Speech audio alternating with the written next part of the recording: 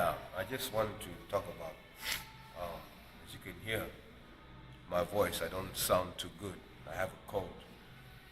Um, but sometimes, lifting weights is like life. Being in the gym and doing your training is like life.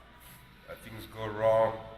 That doesn't mean that you have to not go to work. That doesn't mean that you're not going to help somebody because they're in trouble, because you are tired, or because you are not feeling too good. You sacrifice yourself. That requires mental strength, heart strength. Those things come from adversity. See, so sometimes when you're training, you're not just training your physical, you're training your mental, you're training your emotional, your feeling. You have to submit your feelings to a higher purpose, you see. And that's what many people fail to realize in today's day and age. You want everything to come from the comfort, everything to come from, everything to go right. And that's not real life.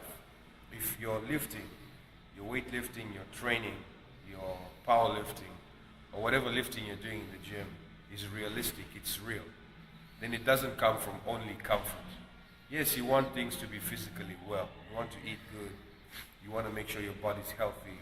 You want to make sure all these things. But to develop mental toughness and emotional toughness, heart toughness, it comes from going through adversity. It comes from doing your training, from hardship, when things don't go right. Why am I saying that? Because in life, your enemies, or the trials and tribulations, they don't care whether you have this or have that. Your enemy can kill you in your sleep. They don't care whether you're awake. You see, it depends on what kind of fight you're fighting, what kind of war you're fighting. So in the gym, if you want to make it realistic, then sometimes, not always, sometimes you should do for the physical.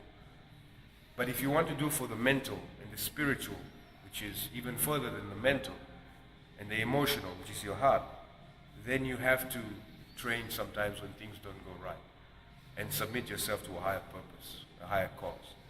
You see, so that's how I look at the weights. That sometimes when I'm lifting weights, is it me? Am I being real? Am I being honest to myself, to who I am, my character, my virtues? If my friend is in need at 3 o'clock in the morning and I have a cold, like I do today, physically I was coughing all over the place. I didn't even bring my shoes. As you can see, the right shoes. I ended up having to deadlift, and I managed to deadlift 525 for 4 reps. That's not much, Many people can deadlift a lot more. For me, it's a lot of weight, you see. For me, I had to put my mind and my heart in the right place. Plus, I had some support from people over here, Kenny and some others, you see. So that helped me a little bit. But in the end, I have to make a decision, a real decision, to say, am I going to lift? Am I not going to lift? No excuses, you see. So I managed to make the lift because I convinced my heart and mind that I'm going to go do this, even though things are going wrong. You see, so in the end, my friends, make it internal first, then the physical. Submit your physical to the internal. Because the strongest warriors are the ones who are mentally tough, emotionally tough, and spiritually tough, and then physically tough.